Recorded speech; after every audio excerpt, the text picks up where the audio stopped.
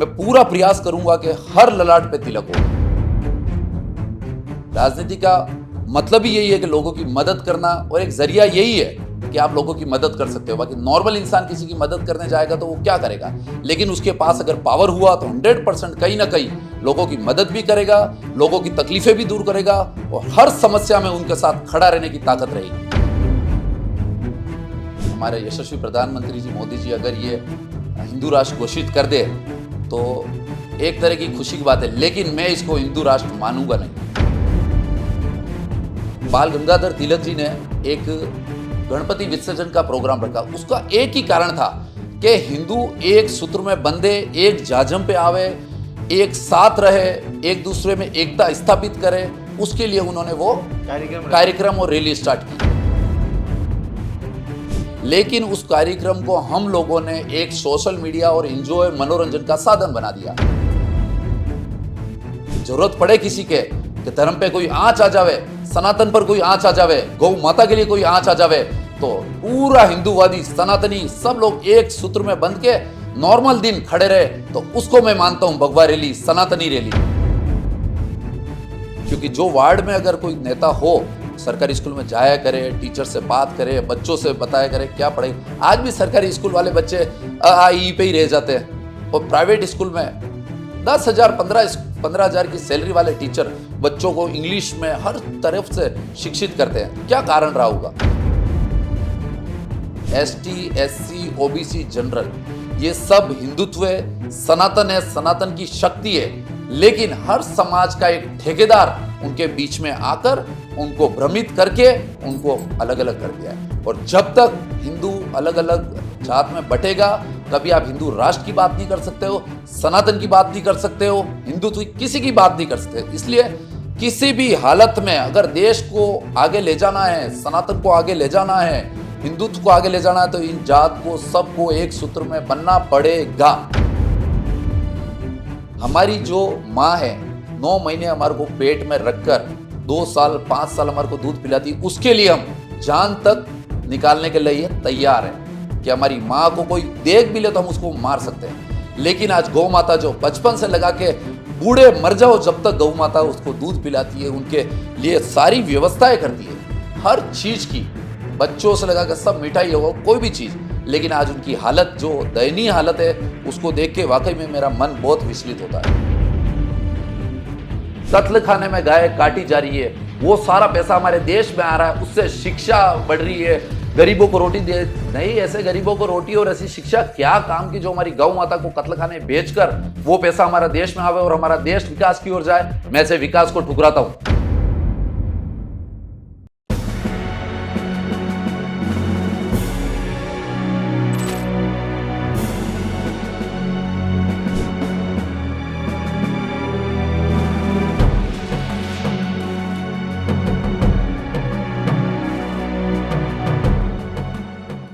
नमस्कार, मैं मयूर अलबेला और आप देख रहे हैं अलबेला राजस्थान और हमारा खास शो द अलबेला शो। एक मशहूर शायर की शायरी है कि मंजिलें उन्हीं को मिलती है जिनके सपनों में जान होती है, पंखों से कुछ नहीं होता, हौसलों से उड़ान होती है। ऐसी ये कद्दावर शख्सियत जो अपने हौसलों के दम पर उड़ना चाहती है, जीना चाहती है, समाज में बदलाव करना चाहती है, राव उमराव सिंह आज हमारे साथ मौजूद है। सबसे पहले चैनल पे बहुत बहुत स्वागत है सर आपका। बहुत बहुत धन्यवाद मयूर जी। आप जो समाज के लिए एक काम कर रहे हैं, हर ललाट पर तिलक होना चाहिए, हिंदू संस्कृति को जगाने का काम कर रहे हैं, गौ माता के लिए काम कर रहे हैं, बेजुबान जानवरों के लिए जो आप काम करते हैं, और गरीबों के मसीहा के रूप में आपने अपनी ख्याति बनाई है उपनगरीय क्षेत्र में। तो हम भी चैनल के माध्यम से आपका बहुत बहुत साधुवाद, धन्यवाद और आपका स्वागत करते हैं तहे दिल से। बहुत बहुत धन्यवाद मयूर जी, बहुत बहुत धन्यवाद। विराज सर। तो सर, स्वागत की रस्म तो हो गई, अब प्रश्नों का सिलसिला चालू करते हैं। एक मुहिम हर ललाट पर तिलक हो, इसकी शुरुआत लगभग 2 वर्ष पूर्व आपने करी, क्योंकि आज आप हमारे मित्र भी हैं तो हम आपकी हर गतिविधि को बड़ी बारीकी से देखते भी हैं, समझते भी हैं। इन 2 साल में लगभग 700 दिन में आपने क्या 100 ऐसे व्यक्ति भी तैयार करें जिनकी ललाट पर आपकी वजह से तिलक हो? पहले तो आपके न्यूज़ चैनल का बहुत बहुत धन्यवाद जो आपने मुझे यहाँ मौका दिया। जय श्री राम, वंदे मातरम, जय गौ माता की, जय सनातन धर्म की।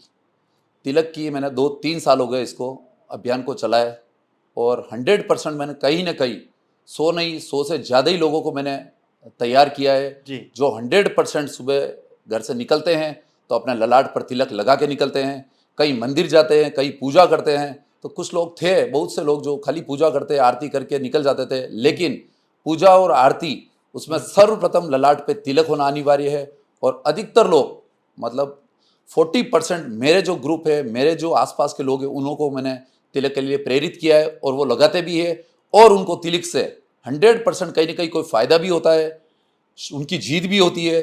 तिलक हमारे सनातन की शक्ति है, भक्ति है, ये हमको झुकने नहीं देती। मैंने पहले भी आपको बताया, इसलिए सब जने तिलक लगाते हैं और मैं चाहता हूँ, मैं पूरा प्रयास करूंगा कि हर ललाट पे तिलक हो, हर सनातनी के ललाट पे तिलक हो। ये मेरा प्रावधान चल रहा है और भगवान के आशीर्वाद से ये पूरा होगा जरूर। राव उमराव सिंह की नजर में राजनीति क्या है? राजनीति एक जरिया है लोगों की मदद करने का, लोगों के सुख दुख में खड़े रहने का। किसी के कोई तकलीफ हो, आदमी उसके लिए खड़ा रहे। तो राजनीति एक ऐसा जरिया है जो सब कुछ लोगों की मदद के लिए कर सकता है। जी। आज लोगों के कोई तकलीफ है, लोगों के कोई हॉस्पिटलाइज काम है, कोई पर्सनली तकलीफ है, अगर कोई नेता कोई भी जो उनको वो विजयी बनाकर खड़ा करे, उनके सामने खड़ा हो जाए, तो यही राजनीति है। राजनीति का मतलब ही यही है कि लोगों की मदद करना, और एक जरिया यही है कि आप लोगों की मदद कर सकते हो। बाकी नॉर्मल इंसान किसी की मदद करने जाएगा तो वो क्या करेगा, लेकिन उसके पास अगर पावर हुआ तो 100% कहीं ना कहीं लोगों की मदद भी करेगा, लोगों की तकलीफें भी दूर करेगा और हर समस्या में उनके साथ खड़ा रहने की ताकत रहेगी। यही है राजनीति। क्या मौजूदा समय में हमारे देश के जो राजनेता हैं वो राजनीति के सही मायने पर कायम है? राजनीति आज के युग में मैं मानता हूं कि लोग, नालियां साफ हो रही है, लाइट आ रही है, महंगाई बढ़ रही है, कम हो रही है, इसको लोग राजनीति समझ रहे हो। राजनीति अधिकतर 90% लोग यही समझते हैं, लेकिन मैं राजनीति का सही मुद्दा ये मानता हूं कि नाली, रोड, लाइटें, महंगाई, ये सारा मुद्दा अलग है। राजनीति वो होनी चाहिए कि कोई आदमी, कोई जनता किसी नेता को रात दिन एक करके उसको विजयी बनाती है, और वो नेता अगर उनके लिए हर पल, रात में 2 बजे हो, 1 बजे हो, 24 आवर्स उनकी तकलीफ में सिर्फ खड़ा रहे, तो ये मैं मानता हूं ओरिजिनल राजनीति यही है। रोड नाली है, राजनीति में आनी चाहिए, ये तो लोग का काम है, होना ही चाहिए। लाइट जो सब होती है, लेकिन आप लोगों के लिए खड़े रहो, वो सबसे बड़ी राजनीति है और लोगों की, जनता की उसमें ही खुशी है। अच्छा, अब एक बात बताओ कि हिंदूवादी सोच को लेकर, सनातन संस्कृति को लेकर कई बार आप अग्रणी रहते हैं, सामाजिक कार्यक्रमों में अग्रणी रहते हैं। मान लीजिए कि प्रधानमंत्री जी जो कई बार हिंदू राष्ट्र के बारे में बात कर चुके हैं, अगर घोषित कर देते हैं आज हिंदू राष्ट्र हिंदुस्तान को, तो कितनी खुशी होगी आप? बहुत बढ़िया बात है। हमारे यशस्वी प्रधानमंत्री जी मोदी जी अगर ये हिंदू राष्ट्र घोषित कर दे तो एक तरह की खुशी की बात है, लेकिन मैं इसको हिंदू राष्ट्र मानूंगा नहीं, क्योंकि हिंदू राष्ट्र पेपर में लिखने से हिंदू राष्ट्र नहीं बनेगा, पेपरों से दुनिया नहीं चलती है। आज सनातन को अगर हिंदू राष्ट्र बनाना है हर चीज को, तो जनता को, सब समाज वर्ग को एक सूत्र में बनना पड़ेगा, एक साथ चलना पड़ेगा, एक दूसरे की मुश्किलों में, तकलीफों में साथ खड़े रहकर हर चीज का समाधान करना पड़ेगा, तभी हिंदू राष्ट्र वो कहलाएगा। पेपर में हिंदू राष्ट्र रहे या ना रहे, लोगों की एकता में हिंदू राष्ट्र होगा तो वो सब सर्वप्रथम है। क्या लोगों के दिलों में राष्ट्रवाद है? क्या हिंदुत्व है सनातनियों में? कहीं ना कहीं मन में लोगों के है, लेकिन उसको वो जायज करने का तरीका उनके पास नहीं। हर जने के, हिंदूवादी क्यों नहीं होगा, हर सनातन के मन में होता है कि मैं, क्या सिर्फ व्हाट्सएप खेलते हैं हम लोग, या फिर वाकई में जरूरत पड़ने पर काम आ सकते हैं? नहीं नहीं नहीं नहीं, ये 100% मैं मेरे अपने आप पे भी ले सकता हूं मैं, क्योंकि सिर्फ हम ये सोशल मीडिया के नाम पर ही हिंदूवादी काम चल रहे हैं। आज कहीं पर भी किसको जरूरत पड़े, आज 1893 में बाल गंगाधर तिलक जी ने एक गणपति विसर्जन का प्रोग्राम रखा। उसका एक ही कारण था कि हिंदू एक सूत्र में बंधे, एक जाजम पे आवे, एक साथ रहे, एक दूसरे में एकता स्थापित करे। उसके लिए उन्होंने वो कार्यक्रम और रैली स्टार्ट की। लेकिन उस कार्यक्रम को हम लोगों ने एक सोशल मीडिया और एंजॉय मनोरंजन का साधन बना दिया। आज हम लोग खुद भी, मैं भी रैलियों में जाता हूं, मैं भी झंडा लहराता हूं, सब कुछ करता हूं, लेकिन ये सनातन का कार्य नहीं है।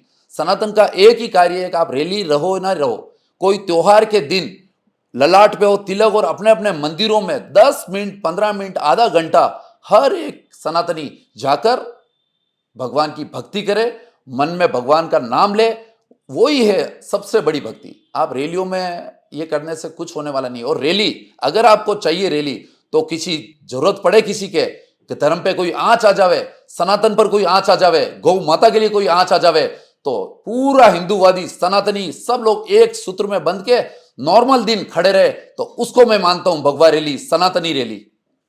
जी। अच्छा, मुझे एक बात बताओ कि चुनाव के दिनों में हम लोग देखते हैं कि अक्सर घोषणाएं होती है, अक्सर वादे किए जाते हैं कि भाई ये राशन बटेगा, ये नशे का सामान बटेगा।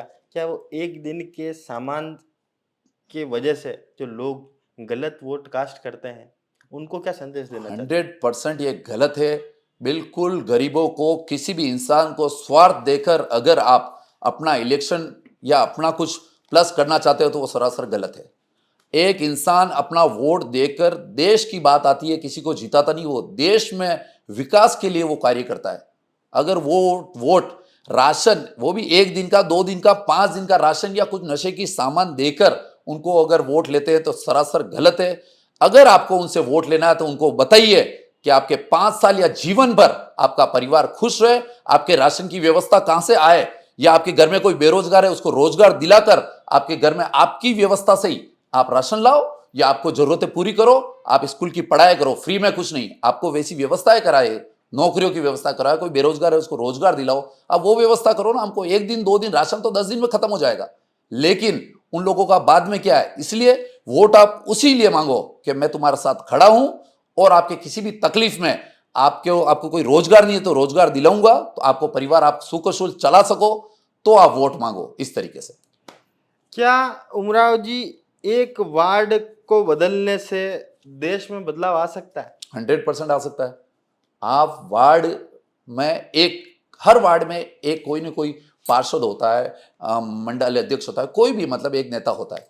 आज वार्ड वाइज अगर वो तैयारी करे, वार्ड को चेंज करना चाहे, वार्ड में कम से कम 10 काम है, आप आराम से, सरकारी अस्पताल है, सरकारी स्कूल है, गंदगी है, बहुत सारे काम है। कोई गरीब परिवार है जिसको खाने की व्यवस्था नहीं है, उनके घर पे जाके उनको कोई रोजगार का व्यवसाय कराओ, कोई भी व्यवस्थित उनके काम कराओ। सरकारी हॉस्पिटल में जाओ, कोई दवाएं कुछ नहीं है, किसी गरीब कोई जा रहा है उनके पास, कोई डॉक्टर आ रहा है नहीं आ रहा, सरकारी स्कूल में बच्चों को क्या पढ़ाई चल रही है, क्या उनके पास खाने की व्यवस्था है, बच्चों को वहाँ जो सरकारी खाने का जो दिया जाता है बच्चों को, उसमें क्या व्यवस्थाएं दी जा रही है, कोई गंदगी पुराना, ऐसी बहुत सारे कार्य है। आप वहां से आप स्टार्ट करोगे तो 100% वार्ड टू वार्ड देश बदलाव जरूर होगा। आपके वार्ड में कितने सरकारी स्कूल और कितने सरकारी चिकित्सालय हैं? मेरे हिसाब से 3 तो सरकारी अस्पताल है, 2-3 सरकारी स्कूल है, और मेरे पास तो अभी कुछ पावर की जरूरत नहीं, लेकिन जनता है साथ में, कभी कभार मैं जाता भी हूँ स्कूल में। क्या वहाँ की शिक्षा व्यवस्था माकूल है? क्या चिकित्सा व्यवस्था माकूल है? क्या वहाँ बदलाव की आवश्यकता है? क्या कहना चाहते हैं? 100% बदलाव की आवश्यकता है। सरकारी स्कूल जो होते हैं उनमें सरकार का हाथ होता है। सरकार मतलब बहुत बड़ी चीज है। उसमें कोई टीचर होता है, उसकी तनख्वाह आप कितनी मानते हो मयूर जी, बताओ? 60-70 हजार लाख रुपए भी होती है। तो लाख रुपए की अगर उनको तनख्वाह मिलती है तो बताइए शिक्षा कितनी नंबर 1 होनी चाहिए। आप सरकारी स्कूल में आप ये सोचो कि इक्का दुक्का मेरे हिसाब से कोई आगे निकलता है, कोई बड़ा अधिकारी बनता है। मेरे हिसाब से सरकारी स्कूल में ऐसी शिक्षा है तो हर बच्चा आगे जाना चाहिए, बड़े बड़े अधिकारी बनना चाहिए। लेकिन क्यों नहीं होता है? क्योंकि वहां देख रेख करने वाला कोई नहीं है। क्योंकि जो वार्ड में अगर कोई नेता हो, सरकारी स्कूल में जाया करे, टीचर से बात करे, बच्चों से बताया करे क्या पढ़े। आज भी सरकारी स्कूल वाले बच्चे आ ई पे ही रह जाते हैं, और प्राइवेट स्कूल में 10,000 15,000 की सैलरी वाले टीचर बच्चों को इंग्लिश में हर तरफ से शिक्षित करते हैं। क्या कारण रहा होगा? उनकी देखरेख करने वाला कोई है नहीं सरकारी स्कूल में, कोई ध्यान लगाने वाला है नहीं कि स्कूलों में क्या चल रहा है। प्राइवेट स्कूलों में मैनेजमेंट है पूरा कि क्या बच्चों के साथ शिक्षा हो रही है, क्या नहीं हो रही, वो चीज। अच्छा, मुझे एक बात बताओ कि हमेशा हिंदू संस्कृति को लेकर बात करते हो, क्या आपको नहीं लगता कि हिंदू जो है बटा हुआ है?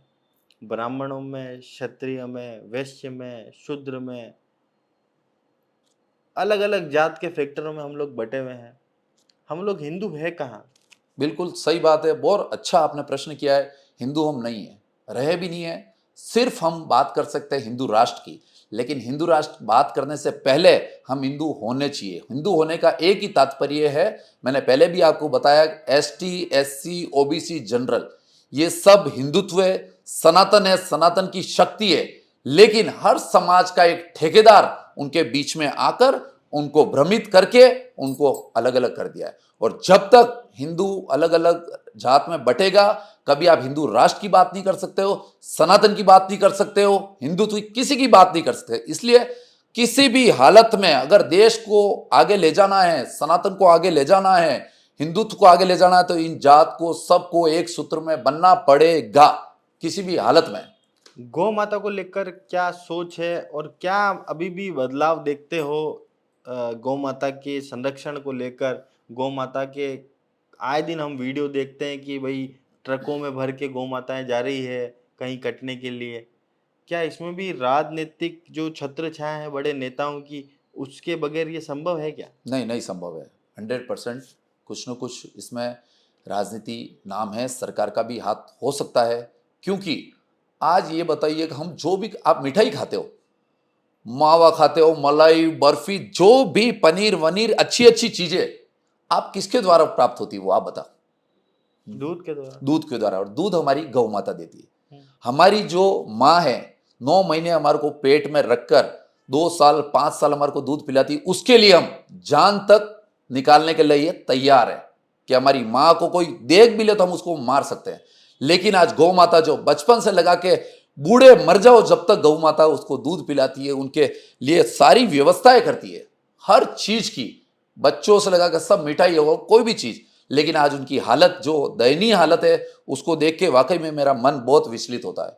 मतलब मेरे को इतना कुछ, आज हमारी सरकार है, हमारी सनातन की सरकार है, मैं चाहता हूं मोदी जी अगर एक आदेश दे दे तो 100% गौ हत्याएं बंद होगी, गौ माताएं जो मर रही है वो मर्दी बंद होगी। आज कचरे में, गंदी गंदी नालियों में गौ माता पानी पी रही है, कचरे के डिब्बों में गौ माता कचरा थैलियां खा रही है। और हम लोग युवा जो बड़ी आपने बड़ी, क्या करा? मैंने एक छोटा सा 100 में से 0.5% का एक स्टार्ट की मुहिम गौ माता के लिए। कचरे में सब लोगों को बोला जो हम कचरे की थैली उसमें रोटी रख के बांध के उसकी गांठ और हम कचरे के वहां रखते हैं, तो गौ माता उसको खोलेगी गांठ क्या? अरे आपको अगर गांठ बांध के थैली रखनी है तो घर के अंदर अलमारी में रखो जब आपको रोटी बचानी है, या फिर उस थैली को खोल के रोटी कचरे में रखो, तो फिर भी गौ माता थैली नहीं खाएगी।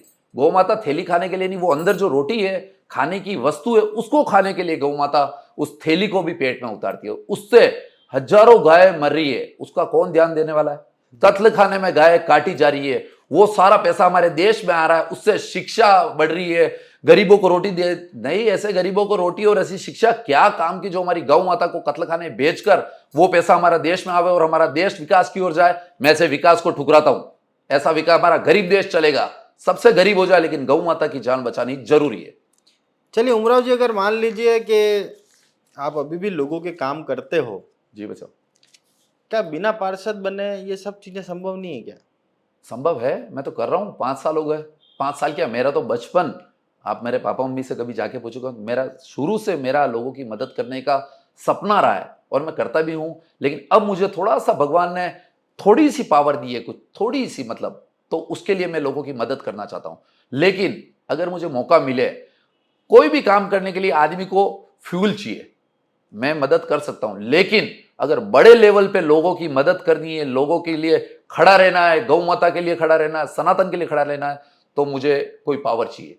अगर कोई भी भारतीय जनता पार्टी हो, दूसरी पार्टी का तो मैं नाम नहीं लेना चाहता हूं। भारतीय जनता पार्टी से मैं 25 साल से हूं और साथ रहूंगा।